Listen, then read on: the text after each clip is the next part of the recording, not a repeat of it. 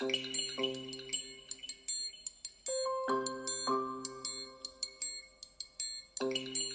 The Air We Breathe is a collaborative project that I started over 2 years ago now, and it's a project that involves children and families all around the world. And so I'm really interested in how children's perception of air quality, of any environmental kind of phenomenon, I guess, affects our ecological awareness and thinking, and how we take that through life.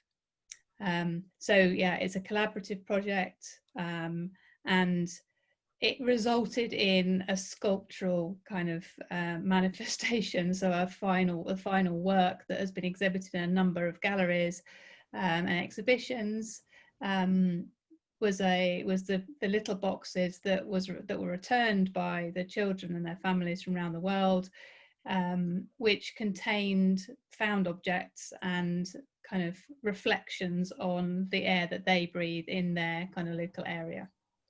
And it's an ongoing project which I've run as workshops with school children, and I'm continuing to collaborate and communicate with the same families that I've been working with across the world, with updates on where their boxes are going and the sorts of projects that they're involved with. And I guess this is just the next phase, really. Wonderful, Sarah. Thank you very much. So that was the introduction of The Air We Breathe, which is the work of art that kind of motivated this meeting. And I had the privilege to curate this work in the Sustainability Art Prize 2019. And Sarah and I have been talking about this work for a while. And one idea was to incorporate different visions of how different disciplines deal with air pollution or air quality. And so we discussed how interesting it would be to invite scientists to have a conversation with us about the air we breathe, and to sort of contrast and compare how different disciplines approach similar topics and how they can complement one another, and how these different researchers kind of, if you bring them together, they become stronger, each other stronger. So that's how we invited our two guests today, Paul Linden and Douglas Crawford. Thank you, Maria. Yes, so I'm a professor in Cambridge in the Department of Applied Mathematics and Theoretical Physics. So my interests and expertise in this area are associated with airflow and the fluid mechanics of air. And I have been working for a number of years on ventilation in buildings, trying to understand how to make buildings energy efficient. This work was very much spurred on initially by, in fact, I guess the oil crisis in 1973, followed more recently by concerns about climate change and the fact that buildings increasingly use large amounts of energy to heat and cool them. And we've been very interested over the last 30 years on how you make buildings more efficient and use less energy and put less greenhouse gases into the atmosphere and so on. I think what's been interesting is that over the last few years, there's been a shift in emphasis in this area away from those considerations, or at least in addition to those considerations, to be much more concerned with air pollution itself, both outdoor air pollution and increasingly in the last recent past, I think, in indoor air pollution. It's really looking at urban situations. Yeah. That's wonderful, Paul. Thank you very much. And now we have another expert.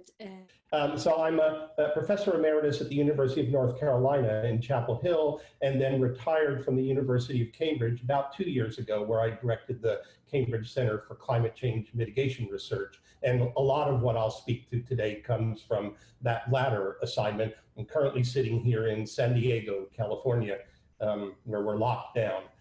So my background, even though I'm a theoretical physicist and worked on black holes for quite a while, my background really is in environmental policy, and in particular, estimating the risks from air pollution and water pollution. And I served for many decades in the United States on the Clean Air Science Advisory Committee, which advises the government on air issues, let's say. I'm going to speak today about the issue of care in environmental policy, where there are two meanings of that. One is an action meaning, which comes from tort law, which is the law that pertains to damage that's done, where we talk in the environmental field about a duty of care, taking care in preserving the quality of the environment and of health. The other meaning of care, and perhaps more relevant to today, has to do with the phrase, well, I care about something. And that's something different. Hopefully, caring about something leads you to a duty of care, but it's not always the same thing. People can care about something and not do anything about it. People can have a duty of care and execute it and not actually care about it in the psychological sense. I'm going to flash up a quick image here, which will frame the way I'm going to think about this. Okay, good. So this is a story in 4 parts, and only a few seconds on each one. In 1992, we had the first Rio conference on climate change. When we had that conference, people were negotiating about climate policies, and the models at that time took days and days to run, and this was not good for the policymakers who wanted an immediate understanding of what would happen. So a number of us created this very simple model. In the upper left-hand corner, this very simple model shows how much carbon dioxide will be in the atmosphere as a function of time after 1992. And the only thing you want to take away from this image is that it's not until about 2070 or so that you begin to see the major effects of climate change. So point number one, climate change is in the future. Point number two, in the upper right-hand corner, this picture shows countries on a system here. So from the left to the right is more and more impact of climate. From the bottom to the top is more and more capacity to respond to that impact. And notice that we have countries down in the lower right-hand side, which we call the vulnerable countries. Those are countries which not only will experience a lot of climate change, but they don't have the resources to respond to it. And that is a lesson about others. So notice that 1 and 2 have told us that climate change is in the future somewhere, and it's occurring to others. It's not occurring here in the UK or the US, although it is, but the main impact is elsewhere. So what people have argued so far is that people don't psychologically in the West care about climate change often because it's in the future, it occurs to others. So how do we get them to care? That's the lower left-hand corner, co-benefits. If you reduce carbon dioxide emissions, many times you also reduce particulate matter emissions. That's great. Now let's see if we can make an argument based on that about care. And that's the lower right-hand corner. Here we have a picture on the left-hand side of happy children. It's like children in the United States where everybody is in the upper quartile of happiness. And then we have on the right-hand side a young woman who has asthma, and she has her asthma exacerbated by particulate matter. So if we reduce the CO2, we also reduce particulate matter. And notice it's not a reduction in effects in the future. It's right now. It's not a reduction in effects halfway across the world. It's a reduction in effects of children in your backyard. And as a result of co-benefits, we're able to make an argument that if you don't care about climate change, you ought to care about this young woman here who's in your backyard, and therefore we should have climate policy because it will simultaneously reduce the effects of particulate matter. And I'll end up by saying that the red arrow that you see there is where things have been historically. If you look over the last 3,000 years, air quality is immensely better now than it has been historically, but we would like to be pushing more and more towards the left-hand side of that picture, happy playing children. That's the green arrow. So that's my message here. Co-benefits help you to care psychologically, and they help you to, therefore, care in the duty of care sense of that word. That was absolutely wonderful, Douglas, because I quite like how you went from that someone care about something and to the duty of care. So the differences between the two sort of intentions and how even if you don't care about something so big as climate change, mainly because people feel, well, what can I do about it? This is bigger than me. Then you can care about people, someone who is affected now. And I was reminded of something, I really had to look again, of Donna Haraway's one sentence I extracted from her book, Staying with the Trouble. Good stories reach into rich pasts to sustain thick presents, to keep the story going for those who come after. And I think that is something that I see in the four of us, in working in each of us in our own discipline, that we contribute to these stories, that thinking and taking data in the case of scientists, but in the case of artists also taking our artistic data, research into the past, working in the thick present and preparing these narratives, these stories for those who come in the future. So intergenerational justice. So that was absolutely wonderful. I'm really already thinking about the difference between care. Do I care? What is the duty of care? And whether that could be made into a law or something. Do we have a responsibility to care for the people who come after us? You know, so lots of questions, but if I can steer, and we will go back to the scientific discussion and maybe see all the common threads and things, explore that. But if I can put to you something I've been thinking about from a curator's point of view, and then perhaps we talk more precisely about Sarah's work. From a curator's point of view, I thought Paul and Douglas were presenting something that was one specialized in the inside buildings and the other one, well, in general, but outdoors. So it gave me this idea that is a little bit like breathing. So we breathe in and we breathe out, and we breathe in and we breathe out. So this idea of inside and outside. And I thought, well, what artists are working today in those things? And I thought of these two artists I'm going to share with you. I thought of Tanya Kovacs and her breathing, drawing breath. So this is the kind of work that Tanya does, which is very meditative, and she does it in collaboration with other people, and is drawing the breath, really. So with various techniques, and here, as we can see, actually drawing the breath. So how the air makes a mark. So the motto of these meditative retreats that she organizes: take a breath, make a mark. So this, I thought it was very intimate and very poetic to visualize one's breath.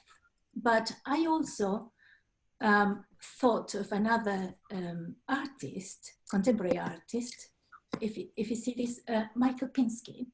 So he made these domes, and inside which he recreated the air of London, Beijing, New Delhi, Sao Paulo, in each of the domes.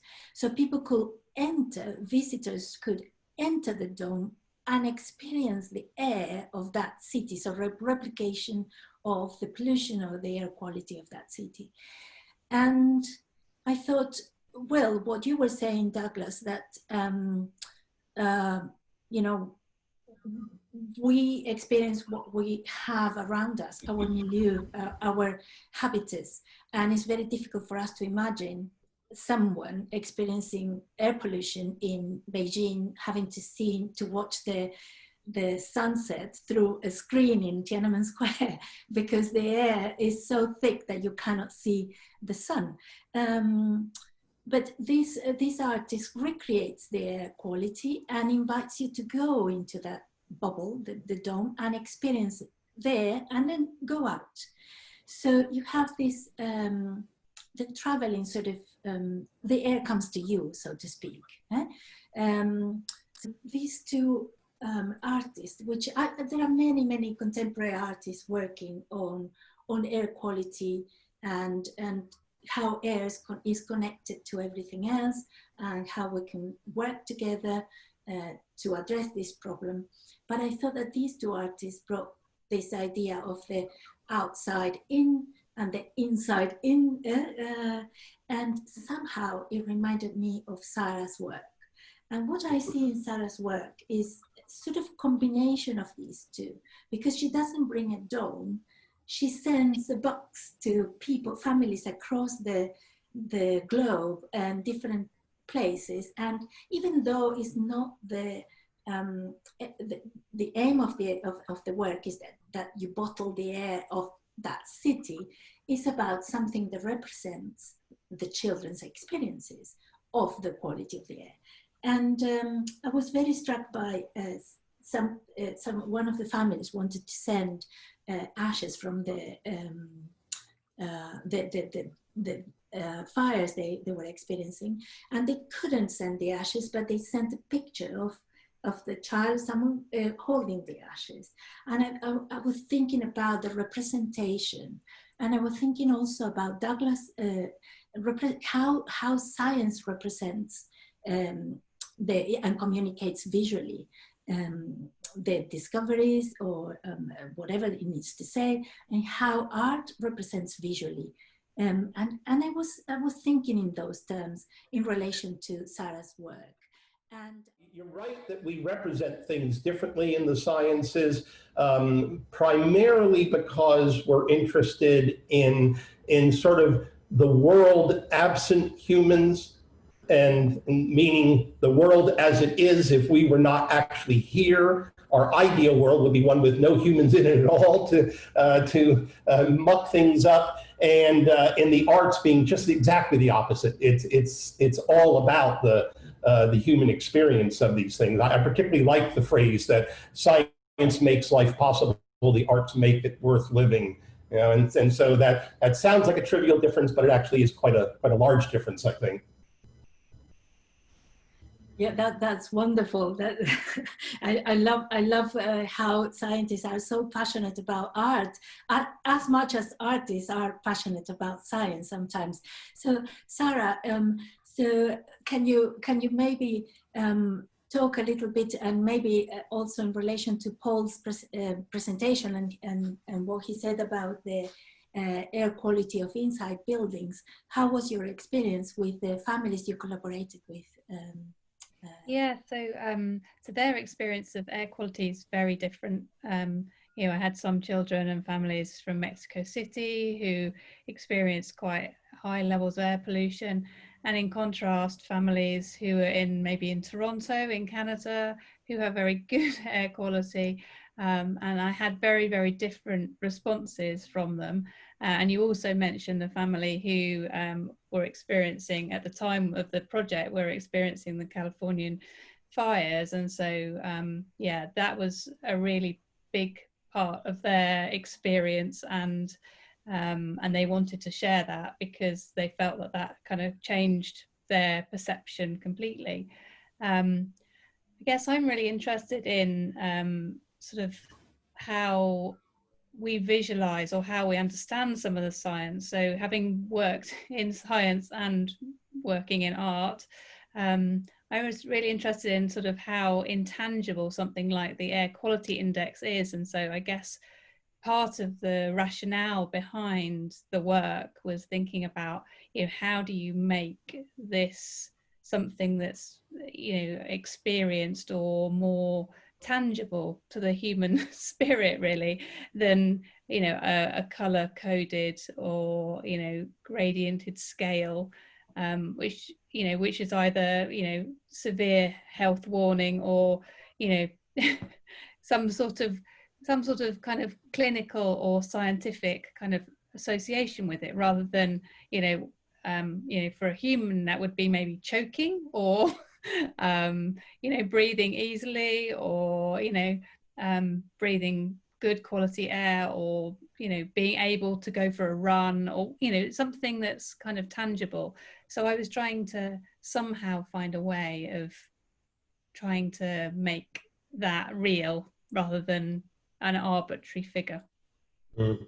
Yeah, if we think about things like, can we go for a run? One thing to bear in mind is that there's immense variation in the population. So can I go for a run depends really critically on whether you're fat or not, whether you're overweight, whether you've got chronic pulmonary obstructive disease. I mean, it can vary immensely. So my family lived for a while in Thailand, in Bangkok, and I would just fall to the ground when I walked outside with the air pollution, but our son was able to play just fine in that. So that's the difficulty of sort of finding a human experience. The human experience is vastly different across different people, not just in different countries, but the same environment, different people. And actually, it's one of the things that plagues the whole business of urban environments, what you experience, some people are comfortable with some things and others are not comfortable with those. That's really a big issue. I'd like to just come back to the visualization. I do think that one of the challenges of air quality is, as Sarah says, it's really hard to kind of see it. And that's, I mean, you can when there's real smog, and you saw the earlier picture, and you can see that, but in most circumstances, it's not that extreme, and you can't really see it. And you often can't smell it. So it's very hard, I think, often to be aware of it. And one of the issues is, I mean, in the 19th century, when cities had open sewers and people died of typhoid, it was pretty clear that these were disgusting things that smelt to high heaven and were source of disease. But it's not so clear now that the equivalent of roads in cities and what goes on in buildings is so easy to detect and establish. And we work quite hard to try and make these things visual, partly because when I speak from my own subject, fluid mechanics, I've got a picture of a beach behind me, and you'll all have experienced waves, and they're very beautiful. And in fact, that's the reason I got into this subject, because I was a keen surfer when I was a lad. And I wanted to understand what was going on. But we still did that. And I think if you let me share my screen, I can show you an image that we've just recently taken. So you can get these visual images which show clearly what happens when people speak and breathe, what happens when they walk around, and how the air is moved by them. And we are, I think one of the things that we try to do is to make these visual images, because it is very hard for otherwise to really see what's going on and to perceive it properly. So there is, I think, a very nice connection between artistic representation of physical phenomena like that and scientific representation. And if you make it interesting and beautiful, then people will take notice, even if the science itself is perhaps a little more obscure, or perhaps not even necessary in some sense. You just want to show how these things behave. So I think there is a nice synergy here, and it's certainly in the air issue, I think, a very important one, just because it's so hard to see it in practice. I bet if you're all sitting in a room now, I bet you have no idea how the air around you is moving. You probably, if you've got an open window, you might know where it comes in, and if you've got two open windows, you might know where it goes out again. But I bet none of us have a real idea of what's going on around you. The airflows are really tiny. They're really hard to perceive even, unless it's a very windy day and you're sitting right by an open window or something like that. So it's one of these things that actually really influences you. And I guess when you think about the current pandemic, you know, the ability to catch something from someone who breathes out some infected virus droplets, and you may inhale them at some other place. Of course, understanding that transmission is really complicated, but really important. And so how, you know, getting those connections, I think, are really, really a challenge. And I would say that, you know, we are very focused on the care aspects.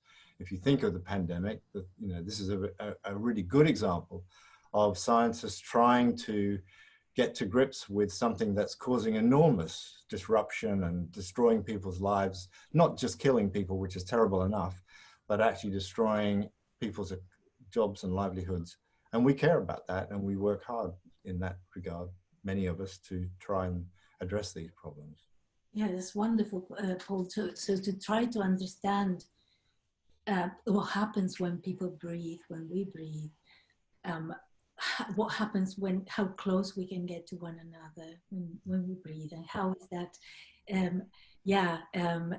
so yeah, this idea of again Donna Haraway, so learning how to live well and die well in a planet together, working with screen, but it's a little bit like that. So how can we bring that consciousness of what's happening outside inside our buildings, and vice versa?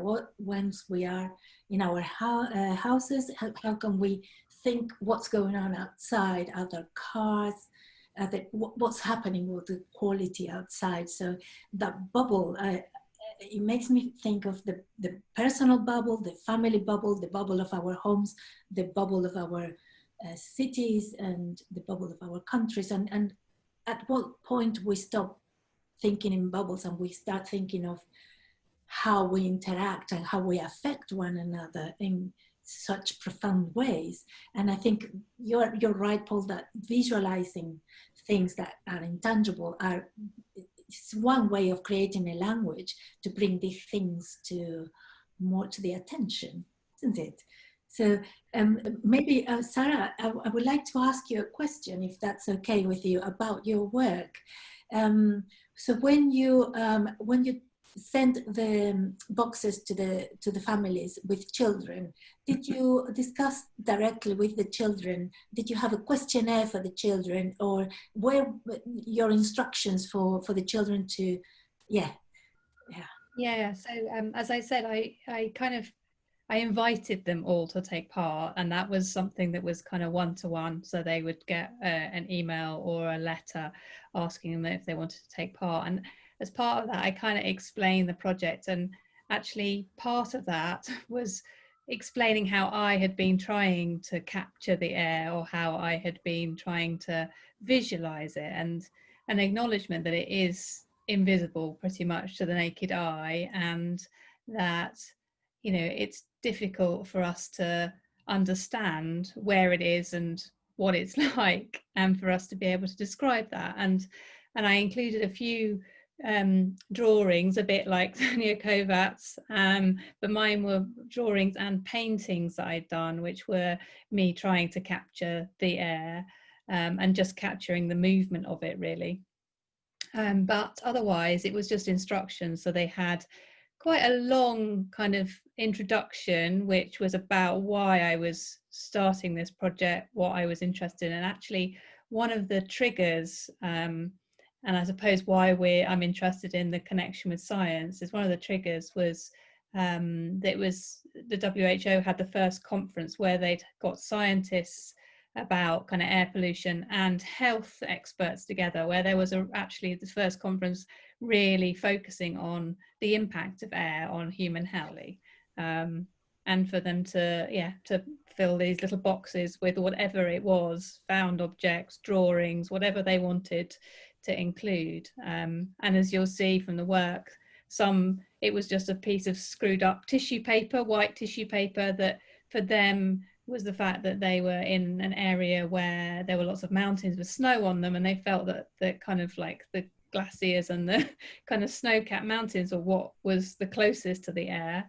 And for others, there was one little girl who has spent lots of time in hospital, And so for her, it was very much an indoor experience and a very managed or maintained indoor experience. So hers focused a lot on the kind of, what's the right word, the equipment and the kind of devices actually that were helping her to breathe in an indoor environment. Question of Sarah then. So as Paul has mentioned, and as we know in the environmental sciences, indoor air quality has pretty much historically always been the major problem. When people talk about air quality, they tend to think about the outside. That's partially because in the policy, we know that there's a duty of care of governments for outside air, ambient air we would call it, but it's not clear that the governments have rights to come in and do anything in the indoor environment. The EU and the US do ban certain kinds of paints, for example, and there are interesting studies of the health effects, of artists who paint indoors, and people come in and breathe these these paints indoors. So Sarah, when you sent out your boxes, did any of the families come back with things that had to do with indoor air, or was there natural tendency to think that, oh, this has something to do with what's outside my home, not what's inside? Yeah, so I didn't specify in any way. I just said the air around you in your local area. So that was me kind of being kind of as open as possible about it.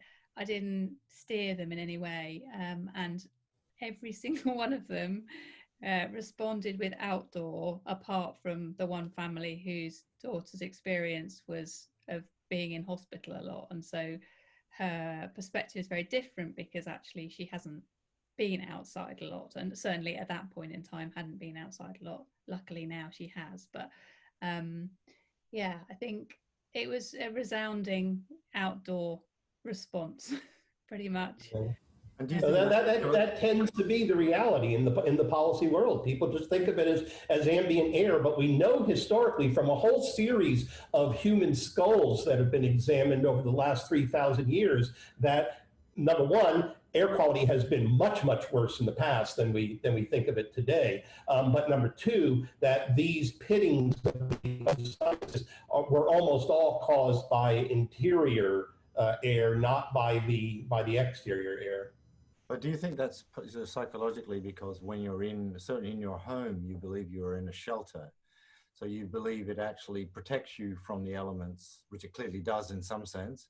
So perhaps you think it protects you from pollution as well, which I guess to some extent it protects you from outdoor air pollution, but you're quite right. And it still happens now that many of the deaths that occur from air pollution occur from people having open fires inside rather rudimentary dwellings. So that, that carries on. And I think, so there is this real psychological difference. And you're absolutely right, Doug, there are limits on, quantities of particulate matter and NO2 that are legislated for outdoors, but nothing indoors. That's very interesting. So the idea of being inside the house and somehow being protected, is that something that has to do with psychologically, this idea of the private space, and outside the house, communal areas are communal spaces. But the thing with air is that connects us all. So it's everywhere. So wherever we go, indoors, outdoors, is really the same. The substance that you, intangible, hard to see, that you both described. So how to convey the message that this thing that we cannot see is very important, and is both inside in our private spaces and outside in communal areas.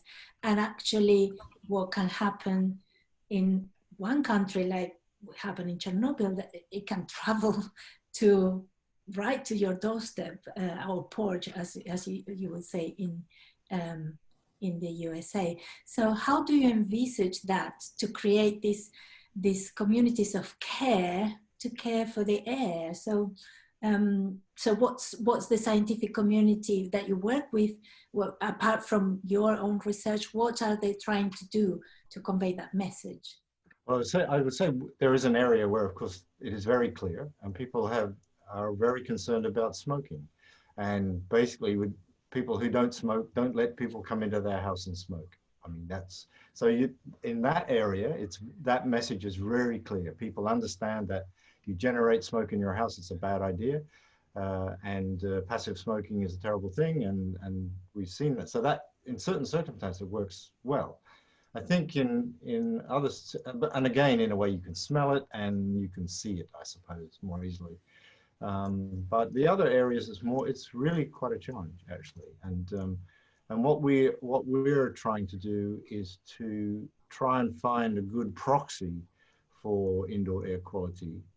And in the area of sort of airborne disease like COVID, it seems increasing that carbon dioxide is a good proxy.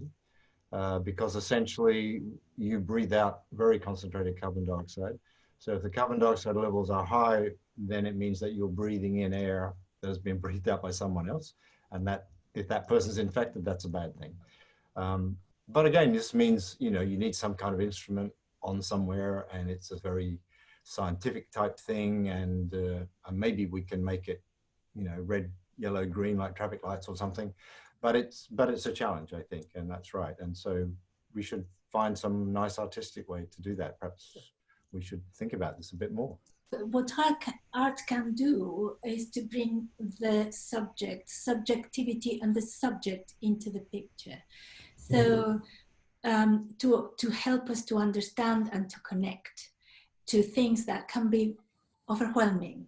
So it's well known, this effect that the Holocaust is difficult to comprehend and to deal with psychologically, but we can connect to Anna Frank's diary because it's one person, because it speaks to us, and because we can take that we can take. So this idea that the connection can be done at a human level, and through that you talk about the big things, is something that art does all the time. And an example is Sarah's work.